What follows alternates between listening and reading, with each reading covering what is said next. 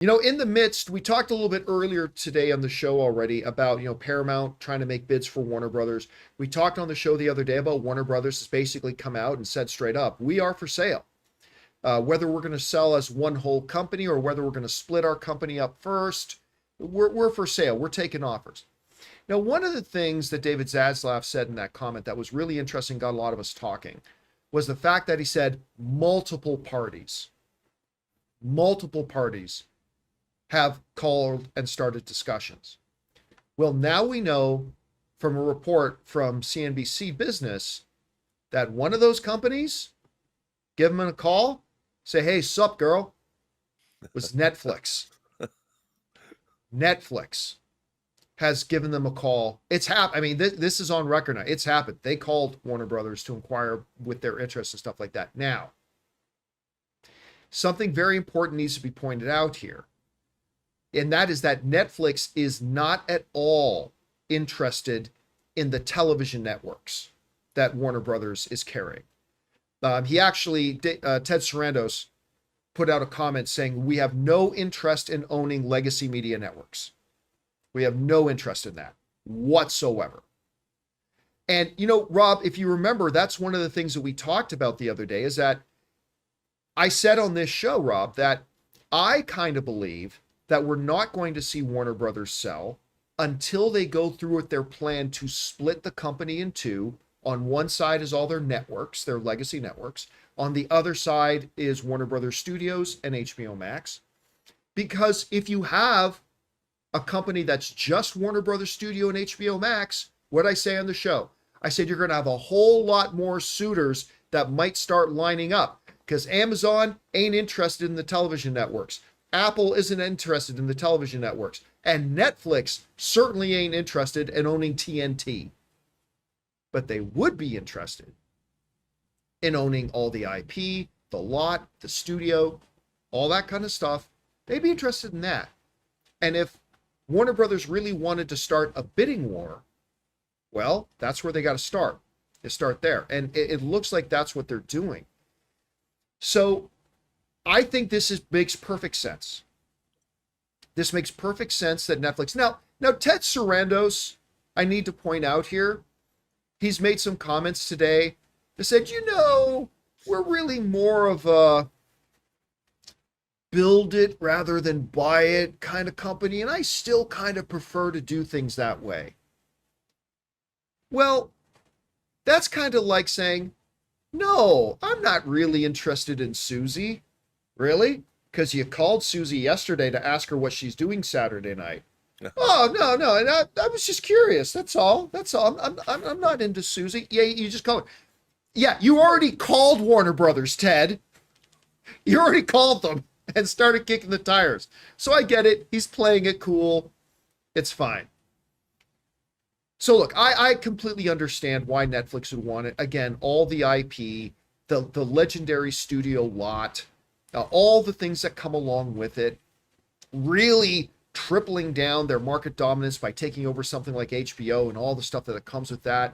I get it. It makes sense if you're Netflix that if you can get it for the right price, like you don't want to bust the bank on it, if you could get it for the right price, I could see the appeal of it for Netflix to come in and get it. But Rob, I've alluded to this before, and I will say it again. I cannot think of anything being more disastrous for the entire movie industry and for film fans than Netflix getting their hands on Warner Brothers. I already said I don't want Paramount getting it, but at least if Skydance, Paramount, and the Ellisons, with all of Daddy Oracle's billions of dollars, bought Warner Brothers, they'd still be a movie company. They'd still be about the theatrical experience. Say what you want about David Ellison. That dude's nerdy about movies. Really is. That's not going to make him a good executive necessarily, but you got to give it to him. He's nerdy about movies. They're going to make movies. To Netflix, who I'm a fan of Netflix, do not misinterpret me, anybody. I'm a fan. I am. I've been a subscriber for a hell of a long time. I think they make great series. I really do. But they are by far and away the absolute worst company in the world at making original films. They suck. All right? They suck. There's no other way to put it. I'm not going to dance around it. They suck. About 1 out of every 50 of their movies that they make as a Netflix original ends up being any good. And some of them are quite good. Some of them are quite good. But if you give me the money to make 50 movies, I'm bound to make a really good one too. Because philosophically, and by the way, I'm not even talking about the fact that they don't support or on board with the theatrical experience, which is what every true movie fan is. Every true movie fan is about the theatrical experience. And I'm not even talking about Netflix's, refusal to get on board the theatrical experience. I'm talking about this. Netflix does not look at filmmaking as an art. Netflix looks at movies as, they're not looking to move the cultural needle. They're not looking to create the next Wizard of Oz or the next Matrix, the next thing that becomes a part of our pop cultural conversation for decades to come, pieces of art that we still talk about, we still celebrate, and we still want to go back and watch. Netflix simply isn't interested in doing any of that. To Netflix, movies are nothing but pieces of content that are meant to be spit out, consumed quick, and then disappear back into the catalog. They literally look at movies as nothing more but this week's piece of content, like just another segment from the John Campea Show dropping on YouTube. And again, I say this as a fan of Netflix. I like a lot of their series content. And every once in a blue moon, they'll put out a not a bad little movie too. Only about 1 out of every 50, but still. Rob, I cannot stress enough how this would be cataclysmic, I think. And I know that sounds like I might be dipping my toe in hyperbole, but I really believe it. I think it would be absolutely cataclysmic if Netflix were to get their hands on any of the major studios. Because not only does that then remove more films going to our theaters, but also it just dumbs down movies because they don't care. You know why they don't care? Netflix doesn't make money from you watching the movies on their service. They just make money from you being subscribed. And all they really care about is spitting out more and more quantity to keep you subscribed. And it works. I'm not going to deny it. It works. And they make some really good series. But this would be just another dumbification of movies. And look, Rob, I'm also not naive. I understand that in the boardrooms of all major studios, there's a degree of this is a business more than this is art. But they also have enough people in the building who are about it being an art and kind of balance it out. Sometimes more than others, but there you have it. And at Netflix, it's nothing to them. It's just another piece of content for this month. And then let's move on. And I just don't want movies to become like that. So give me Apple, give me Amazon, give me Disney, give me Paramount, give me NBC Universal. Hell, I don't care if freaking, what's it called? The Asylum. Let the Asylum buy Warner Brothers. For fuck's sakes. They do love making movies at the Asylum. Their versions of the movies, yes. Give me them. Anybody but Netflix. Anybody but Netflix. Now look, Rob, I don't think this is actually going to happen. I think Netflix is interested. I think they want the IP. I think they want the lot and all that kind of stuff. But I don't think they're dying for it. And I don't think they're at all going to be willing to spend as much as, say, Paramount will be willing to spend. I think that's going to be the key here. I think at the end of the day, if it comes down between Paramount and Netflix, and by the way, NBC Universal, Comcast is also interested. There are other interested parties. But if it even just came down between Netflix and Paramount, I think Paramount's willing to spend a lot more than Netflix would on it. So I don't think it's going to happen. I just know it can't happen. Guys, we want to take a second to thank the sponsor of today's video, Zapier. You know, one of the biggest game changers of the past year has been AI. But let's be real, just talking about AI doesn't actually make your day any more productive. What does make it more productive is finding tools to put AI to work for you. And that's where Zapier comes in. Zapier is the easiest way to take AI and plug it directly into the apps and processes that you're already using every day. No IT bottlenecks, no complexity, just results. For me, it's been about saving time on repetitive stuff so I can focus on the work that matters and I actually enjoy. And it's not just me. Over 3.4 million companies are already using Zapier to streamline everything from sales and marketing to IT and HR. With their AI orchestration platform, you can connect top AI models like ChatGPT or Claude right into the apps you already use. So whether it's automatically enriching leads, coaching your sales team, or even resolving IT tickets, Zapier makes it simple. Guys, join the 3.4 million companies already automating with Zapier and transform how you work with Zapier and AI. Get started for free by visiting zapier.com/Campea. That's ZAPIER.com/Campea.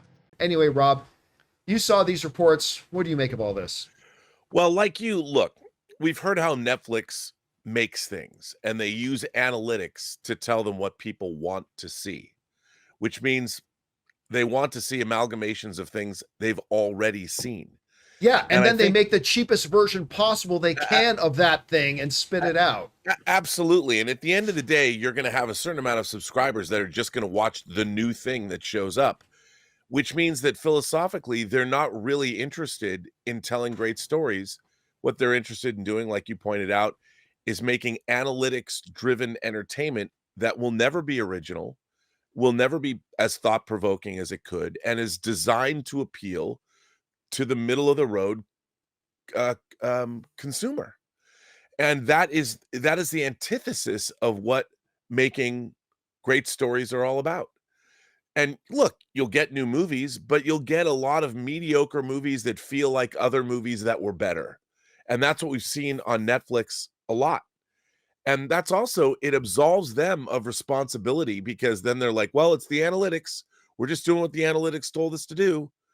And that to me is dangerous from a cultural perspective, because what it does is it takes, I mean, our entertainment, look, people like great entertainment. They want to see things that are great. That's what everybody is seeking. They're seeking that great, as you call them, experiential events. You want movies to be an experiential event that you don't forget, that you want to go revisit again and again and again.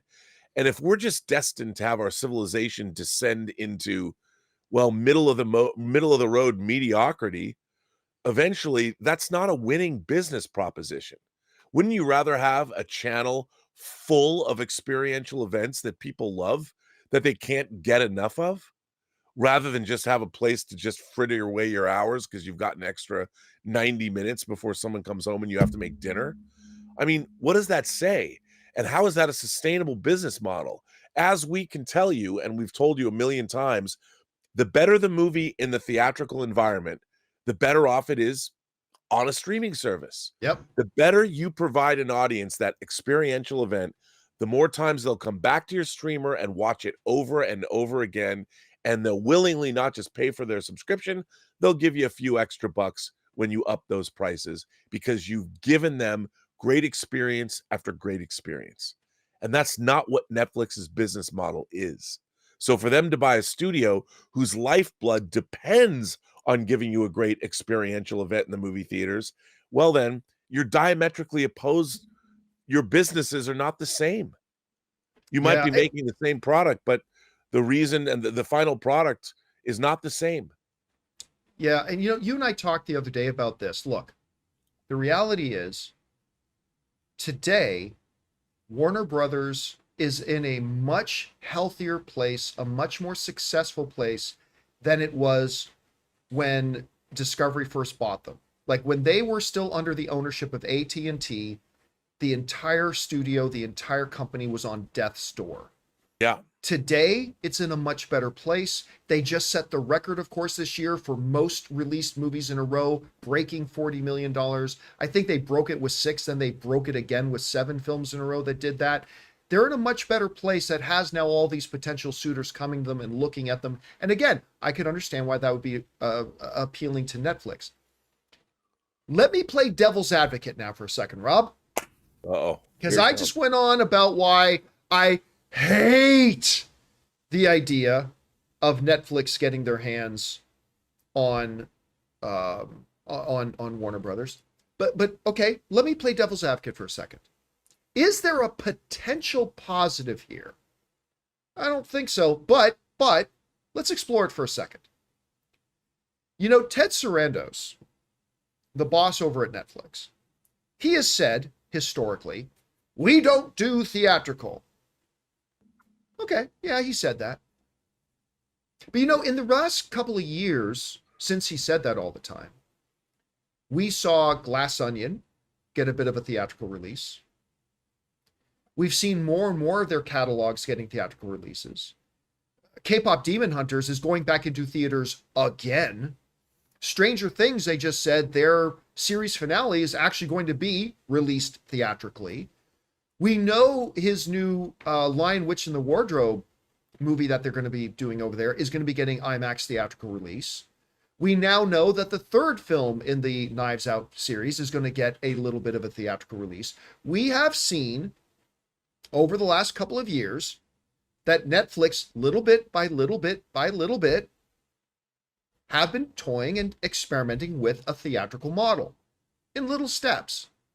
But that's a far cry from when Ted Sarandos would say, you know, back in the day, we don't do anything theatrical. Well, Bob Iger used to say that Disney would never do R-rated content, and yet here we are. They do now, as things change and evolve. So, what if Ted Sarandos is looking at this as an opportunity and says, you know what?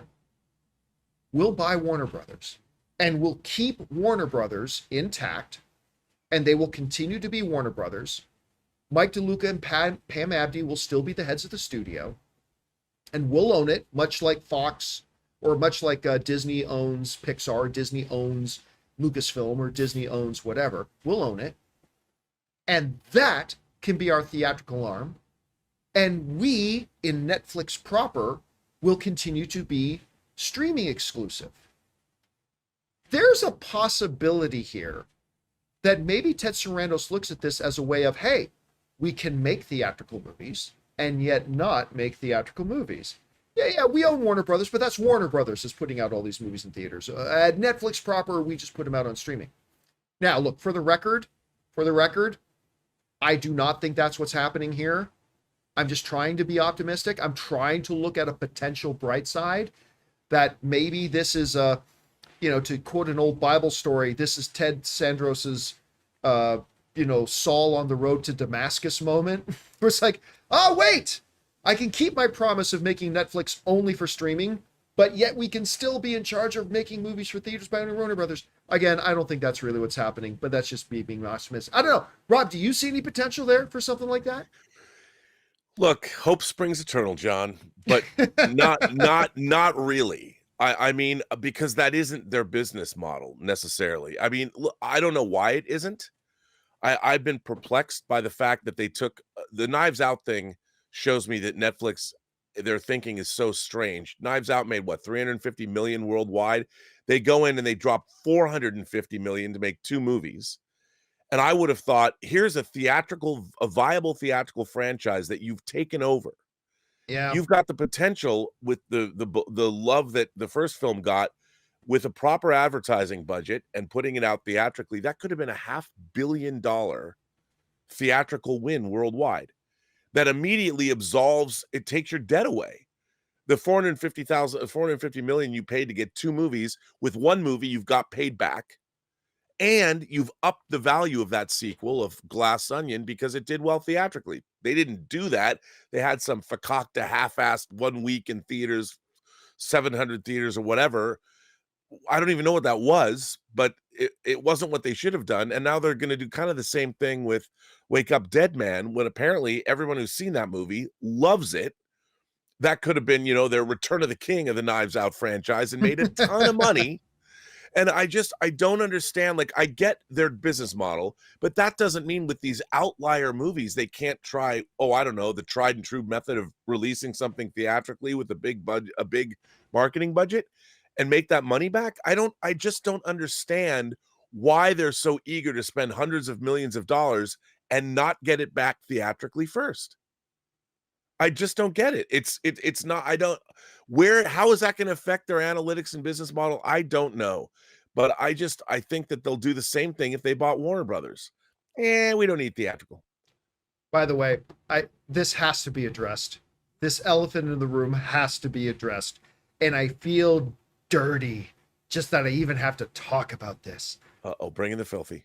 But there is this delusional theory, like positively LSD-induced delusional theory running around out there. And I'm seeing some people talking about it in the live chat right now. There are actually some primates out there who actually believe that if Netflix were to take over Warner Brothers, the Snyderverse is back, baby! They're gonna buy it just so they can let Zack Snyder, who I'm a fan of Zack Snyder, you guys all know this, but so that Zack Snyder can restore the Snyderverse. Guys, you might want to sit down for this.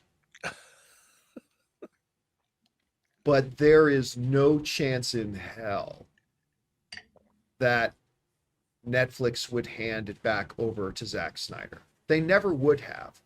And if there ever was a day that Ted Sarandos, while having lunch, thought, maybe if someday, 10 years from now, we buy Warner Brothers, maybe we'll give Zack another shot at the DCEU. By the way, I like every single one of Zack Snyder's DC movies. For the record, I'm a fan of all of them. But it was an utter disaster and it killed the brand. If there ever was that moment, Rob, that Ted Sarandos might have, in a flight of fancy, thought about it, maybe 1 or 2 lines of cocaine, after the universally reviled Rebel Moon movies, there's no chance in hell that will ever happen. Like, Netflix saw all the crap they got and how much people hated those movies.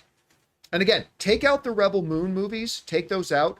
To me, there's only one movie Zack Snyder ever made that I don't like, and that was Sucker Punch. Every other one of his movies, I think, are good to great. Especially, as I go to my wide shot here, especially my boy Henry and Man of Steel. Most underrated comic book film of all time. Still my favorite Superman movie of all time. But, I mean, remember, they were going to do Rob, they were going to do this whole Rebel Moon universe. They were going to do shows, and there was going to be a part 3. Yeah, Netflix pulled the plug on that right quick. After what they had finished with Rebel Moon 2 was done, they're like, no, we're not doing any of that again. So even if there was, and there never was, but even if there was, at some point in the last 5 years, that there was some, again, hallucinogen-induced dream about maybe someday we'll buy Warner Brothers and give it back to Zack Snyder. Yeah, that's gone. That will never, ever, ever happen. The best chance, Rob, I still contend, of Zack Snyder doing any more DC content is James Gunn still running DC, because he's friends and has a lot of respect for Zack Snyder and they're buddies. That's the best chance there is in the world of Zack Snyder ever doing another DC property. But there is, guys, understand this. Let me go to my one shot just to make this clear. Even if Netflix buys Warner Brothers, which I don't think they will, but even if they did, there is zero chance that the Snyderverse returns. They're not interested in jumping back on failure. And I say that as a fan, but they're not interested in jumping back on favor. I don't know. Rob, what do you think? Netflix gets a Warner Brothers and the Snyderverse comes back? What do you think? No, no. I wish, we got 3 great movies, all the way. I love Zack Snyder's Justice League. And the funny thing is let's say, John, if Zack Snyder got to make Justice League 2, we already know what the end is going to be. The Justice League wins. I mean, I kind of like the way it is now. It's like you can watch more of the same. I mean, he'll give us more of the same spectacle. I'm sure it'll be enjoyable, but we have a trilogy. Call it what you want. But in terms of Netflix, there is no amount of money on God's green earth that would ever convince Netflix to make those kinds of movies with Zack Snyder again. Remember, they did Army of the Dead. They did the Army of the Dead sequel or prequel. They did the two, actually 4 Rebel Moon movies, 2 of each, 2 iterations of each. And what did they get from it? It wasn't a big hit, wasn't a big win, probably didn't drive a lot of subscriptions, and no one remembers them today. And so, like you said, it's never going to happen. It's never going to happen. It's never going to happen. By the way, just because I want to take a victory lap on this, Josh in the live chat said, said the same thing about the Snyder Cut, dummy. And I was right, by the way, about the Snyder Cut. In my very first video, those of you guys who watched me for a long time remember, in the very first video I ever made about the Snyder Cut, I said clearly, because people seem to think that there was a finished version of the movie that Warner Brothers just needed to release. Right. That was and I said, it doesn't exist. There is no finished, completed, ready to be released version of the Snyder Cut. They would have to spend millions and millions of dollars to make it a reality. Because as it stands, it doesn't exist. And guess what? I was right. I was 100% right.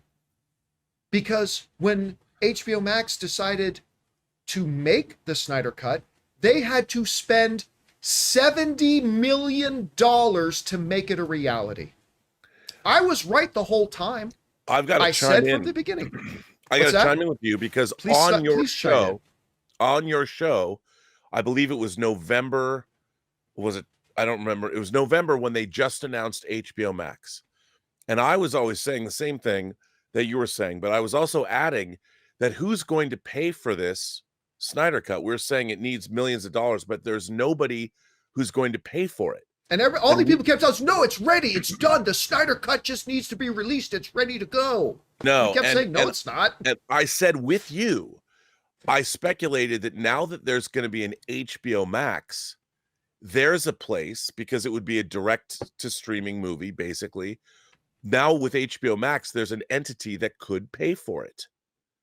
And that's what I was saying, because at the studio, you can't they don't just have money lying around. You have to, the only way you can get some money to spend on anything at a studio is if there is a return revenue stream where it's going to be paid for. And so the Snyder Cut did not have that. But with HBO Max, it did. And that exact thing happened. What you were saying and what I was saying both kind of happened because it was $70 million. And Zack Snyder said, the only cut of this I have is my black and white version on my laptop. And, he was kept showing film cans and all this. And it wasn't finished. It had no ADR. It didn't have finished visual effects. It was, again, the whole thing about the whole Snyder Cut thing. And again, I did this. I put this up on my Facebook account like 2 years ago, too. The very first time I made a video about it, I said, because everybody's saying, release the Snyder Cut. And I said, guys, there is no Snyder Cut ready to be released. They would have to spend millions of dollars to do it. No, John, it's ready to go. Zack Snyder said it's ready. Zack Snyder never said it was completed and ready to go. And sure enough, when they decided, you know what, let's do a Snyder Cut version, they had to spend as much money as some entire movies take to make. They had to spend $70 million to make it happen, to bring it into existence. And remember, Rob, we talked about on the show, at the time, the guy who was the CEO of Warner Brothers, he said directly in a quote that we had from Variety, that we had on the show, we showed it on the show. He said, of course the Snyder Cut doesn't exist. We got to pay $70 million to make it exist. Yeah. Yeah. And not only that, that's what it was. And Netflix is not going to go back to that. Netflix is not going back to that. But also, let's not forget, that was a tremendous win for fandom. The Snyder Cut fans kept that dream alive, and because of their dedication and raising money for charity and flying banners over Comic-Con, it was one of the great triumphs of fandom. Maybe since Letter Writing Campaign got a 3rd season of the original Star Trek put back on the air in the 1960s. It was a win. And all the fans have been trying to buy that win back ever since. let's push it further. We can make it happen. No, you can't. And it's never going to. Yeah. And there's nothing wrong with that. If there ever was some 2 to 3% cocaine-induced stream that maybe Netflix would buy Warner Brothers and give the DC property back to Zack Snyder, those 2 to 3 percentage points disappeared with Rebel Moon. Like completely, they stuck their neck out with Zack Snyder. They got burned. And again, I'm a fan of Zack Snyder. I can't wait to see his next film. His next film is going to be this little smaller kind of indie style film about a guy tracking down what happened to his sister and all that kind of stuff. I think it's going to be by the really way, exciting. I bet it's going to be great. I'll bet money it's going to be great. I bet he's it will out be there. great. He's out shooting it in the locations where they've been putting it. It's going to be I'm great. excited to see it, but there's no chance that even if Netflix does indeed get Warner Brothers, that they're ever going to go back to the Snyder. It's just not going to happen, guys. It's just not. It's just not. Anyway, guys, question is for you. What do you think about this? Now, the CNBC Business reported, yep, the call happened. Ted Sarandos or his reps called Warner Brothers, made inquiries. They're kicking the tires. They're interested in getting Warner Brothers studio. Definitely not the legacy networks. They only want the studio side of it. And Warner Brothers hasn't split yet, but they will. Maybe you disagree with me. Maybe you think Netflix, maybe you see some positive aspects of Netflix buying Warner Brothers and some really good things can come out of that. I'd love to hear your rationale on it. I'd love to have my mind changed. For me right now, I think it would be a total disaster. I don't think it'll actually happen because I don't think it's worth as much to Netflix as it is to other studios like maybe Paramount or others. But maybe you see an avenue there.